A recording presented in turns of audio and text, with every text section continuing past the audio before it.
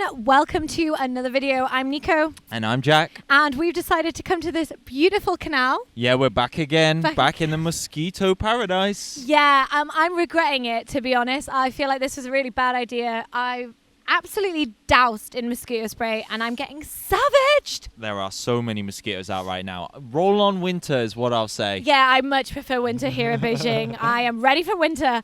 So we're going to keep this short and sweet because I honestly can't sit here for that much longer because I'm getting so bitten. And I've got some points on my phone. We're going to keep it quite cash. Yeah, casual. I like it. Yep. And the topic that we're going to talk about today is what life lessons we've learned living in China for 3.5 years. Oh, a lot, I reckon. Yeah, quite well. We've got a couple of points. We've not got loads. We don't want to bore you with like our epiphanies. But let's get started with the first point, which is patience. Are you a patient person, Nicola? No, I am not a patient person. I have quite a short fuse. But are you more patient than before you came to China, would you say? Yeah, I definitely think I have learned a lot of patience here. And what's your worst task here that tests your patience the most, would you say? Just like any admin. Admin, yeah. If you have to go to like the bank or the tax office or the hospital even, because I've had to go to the hospital a lot recently as well. Yep. Just tasks seem to just be on the verge of being a little bit frustrating here. Yeah, I think that admin tasks generally take a lot longer. There's probably an element of the fact that we are foreigners. Yeah, That's definitely slows everything down. But I think as well there is a lot more red tape, bureaucracy and things that you have to kind of cut through living in China inevitably. Yeah, and there's some things that obviously I don't quite get why it's in that certain way. So... Yep.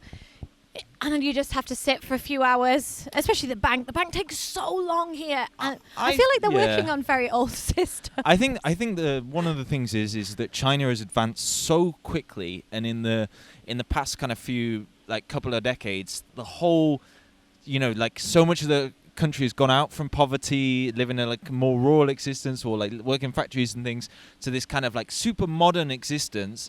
But it almost seems like the customer service side and some things like that haven't quite caught up. So in my opinion, probably in the next 10 years or so, that side of things will catch up and everything, But I think it's just almost so many things are so new and so fast. Yeah. Things are springing up so fast that maybe that's why it's so irritating sometimes, because it's completely the opposite of what I feel like it should be. I feel like it should be... Yeah, because China's so advanced. Why are some simple things like going to the bank still so old-fashioned? But, it'll get there, I think. But it's... Yeah, I completely agree. It's made us more patient. It has made me more patient. And also, I get quite frustrated, if people cut in front of me in lines and things. And obviously that does happen a bit here. Yeah. So, but again, I've learned to cut in front of lines myself. And I've learned to be a bit more assertive, which is good. Okay, so let's move on to the next point, which is being more adaptable. So obviously there's a lot of stuff. I mean, obviously we just touched on patience, and I'm not a patient person. Also, I'm super organized. Obviously I know I'm super organized. I really like to be in control of things, and sometimes things here I just can't control. No, definitely not. It's quite stressful, especially because I'm a serial planner. We don't get a lot of time off work, for instance, and you can only book trains a month in advance, and sometimes you don't get the tickets, and it's really quite... So I've learned to be a lot more adaptable. I've got mosquito on my face, right? Let's go. I've learned to be a lot more adaptable and kind of go with the flow a little bit more. Yeah, I think what it is that culturally China is quite different to the West in the sense that a lot of the time, leaders and such don't necessarily need to justify their decisions to their staff members. In the UK, in a workplace scenario, for example, you might almost tell your boss at the beginning of the year when you're going to take your holiday and things. Whereas in China, someone might actually wait until 2 weeks before to see if their boss will give them the time off. Yeah. We as foreigners would be fuming and be like, we need to know. But actually, I would say that Chinese people are almost a little bit more adaptable. Mm-hmm. They're willing to kind of wait and see. I think this almost feeds back to our point about the patience a little bit as well. Yeah. And I think actually there's something that's kind of to be admired by that. Mm-hmm. in some way, Yeah, maybe? it's definitely. I think that these points, like to be more patient and more adaptable, are definitely good traits to start to involve into my personality for sure. Yeah, so hopefully after being in China, we're definitely going to grow to like be, better people. Better people.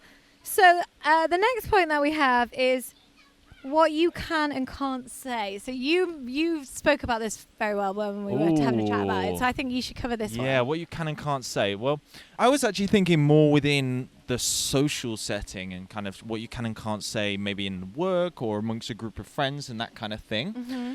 So what I find quite interesting is, a lot of people are familiar with the idea of saving face and that Chinese people don't want to be embarrassed. And yeah, saving face is a big thing. There's a big one face. Saving face is like a huge deal here, whereas like I'd never even heard of it before we came to China. Yeah, so like within a workplace, generally, if you're in a meeting or something like that, if you don't agree with someone's idea, generally it's more healthy to take them aside and tell them individually. But if you kind of embarrass them or you contradict something that someone says, particularly if they're older or more senior than you, then you will really embarrass them, and that's not going to look good for you or them and could potentially make some workplace problems.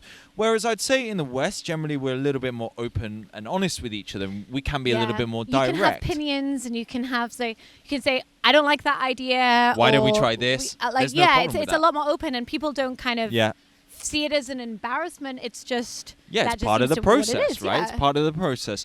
However, there are also things here which you can say that you can't say in the West. So, for instance, commenting on someone's appearance, like it's okay to tell someone like, I've seen you put on a little bit of weight, or you look fat today. Yeah, or like, your hair's kind of different. Like, I'm not sure if I like that.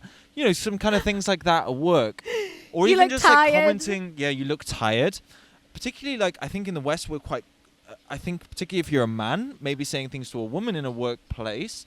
Now there's a lot more, in the last sort of decade or 2 decades, maybe, there's been a lot more awareness of, like, maybe, like, not to criticize people's appearance and things like that, because it can be kind of insulting, demeaning, and we've kind of changed that. Whereas actually in China, it's kind of the opposite. People are actually quite straightforward with that. Straightforward, and I mentioned this on another one of our videos, and I got a lot of comments about it. And people say, like, the way, as we're from the West, we see it as an insult, which is probably always going to be the same way, because if somebody called you fat, like, you're insulted. But here in China, it's not an insult, and it's actually a way of showing that you care, because you've noticed that they look different. You've noticed that they've put on a bit of weight, or you've noticed that they look tired, so they've been working too hard, and actually you say it in front of friends. And so I think that's something that you kind of have to understand here a little, that obviously I think like almost like the conclusion to this point is that it's not necessarily that like China is more open or less open, or the Western countries are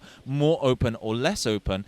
It's more that like there's specific things that both kind of are different on, or like it's the cultural differences, isn't it? Which obviously there's a lot of cultural differences. It's not black and white. No, I would exactly. say there's a lot of grey areas. So you just have to come here and learn the social norms for yourself. Otherwise, you're probably making some social faux pas. I would just say very quickly to round out this point is that like if you are coming to China, you're a foreigner, don't worry too much about it, because I do think that like Chinese people give foreigners a lot of leeway. They're very understanding. Very There's probably understanding. a lot of times where I do things that accidentally that insult my colleagues, or I don't quite understand the social norms, and I probably get away with it because I think they do give leeway to foreigners. So don't make your best kind of effort to learn, but don't worry too much about it. And I mean, when we moved here, they kind of spoke a lot about it in our training and stuff, and told us some cultural differences, and it's something that you need to appreciate. And I mean, that's the same in any country. Like if you went to other countries as well, people, each country is different, but we have these different cultures, we have these different like ways of life, but fundamentally we are all the same. Yeah, fundamentally we're all the same. Yeah, so that leads us like quite well onto our next point, which is about judgmental. Ooh, judgment. Yeah, judging things, judging people, judging what you see. And like you said, like you don't really know a place to yourself. So I feel like China gets a lot of prejudgmental comments. I get a lot. We can say it on YouTube, right? Oh, wow. I mean, like there's just so many prejudgmental comments that I get on YouTube about China, about a lot of people just think what they see is fake. People can't be happy because it's a communist country. People can't be doing things that they're doing because how could they possibly be doing that? And people just judge China as a whole before they even come. And I think that's really stupid because I personally think like you can never judge a place until you've actually been. And even then, I mean, you have different experiences because everybody has a different experience. Not everybody has the same experience wherever they go in the world. So they can't be the same, you know? Yeah, so don't be judgmental. Yeah, don't be judgmental. Stop judging things. I'm judged. But yeah, I mean, like China, there's a lot of preconceptions, which I often get asked about. Yep. And I just think, where do you hear this from? Yeah. Like, a lot of stereotypical things that you just think, you've come to China and that just kind of goes completely out the window. And none of this stuff even, you just don't think about it anymore because you just realize that actually people get up, they go to work, they eat, they drink, they are happy, they live their life, and actually don't be judgmental because people here definitely don't seem to be. Our next point is moving to China, well, another country, China specifically, is easier than you think. It is easier than you think, isn't it? Yes, but I mean, don't get me wrong, there are a lot of difficult things that you have to overcome.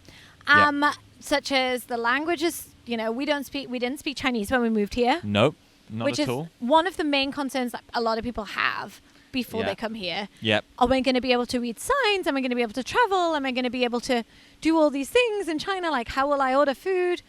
But actually, you can do it. Yeah. There are ways around it. It's the 21st century. Google it. You'll figure it out. Just come here and figure it out. Although, Google it. Oh, yeah. Don't Google it. Bing it. Because in China, you actually can't use Google unless you use a VPN. Which is obviously... link in the bio to find out which VPN we use. Yeah, so obviously that's an obstacle that you have to overcome. Like, that's not easy. And being YouTubers, it's incredibly... I would say it's our biggest obstacle is not being able to kind of access the internet freely as such. But even that, we get around it. We managed to maintain a YouTube channel, maintain your Instagram account. So it's still easier than you think it's going to be because you can get a VPN and everything's sorted and then you're fine. Okay, so there's also culture as well. And I feel like culturally we are, as we've already kind of discussed in this video, about as far as you can get like removed from between West and East. Yeah. But the fact is we've been able to adapt and we've been able to thrive. And so I think that basically sums up the idea that if you can make it in China, you can make it anywhere. And I think that's kind of one of the biggest lessons we've sort of learned, I would say. So we have a very last point on what life lessons that we have learned moving here. What's that? I don't remember discussing Probably the biggest life lesson ever is hot water is life. That is the biggest, that makes sense. Yeah, the biggest thing I've learned in China is like hot water cures everything. Yep, that's true. You got a cold, hot water. Stomach ache, hot water. You're too hot, hot water. You're too cold, hot water. Everything. Hot water solves everything. Sometimes I'm like, oh I've got such bad back pain. Drink some hot water. So many mosquito bites. Let's go drink some hot water. Yeah, maybe that'll work. All right, we're going to go get some hot water. Yeah. It was nice chatting today, though. I enjoyed it. Obviously, we want to do some more of these. I've really enjoyed having, being the other side of the camera. Yeah, so if you have any topics you want us to talk about, then leave a comment below. Don't forget to check out our Patreon if you want to see more behind the scenes. More videos like this, more casual videos. Yep, for sure. And give me a like. And if you don't already subscribe, then subscribe to my channel. I'll see you next time. Bye.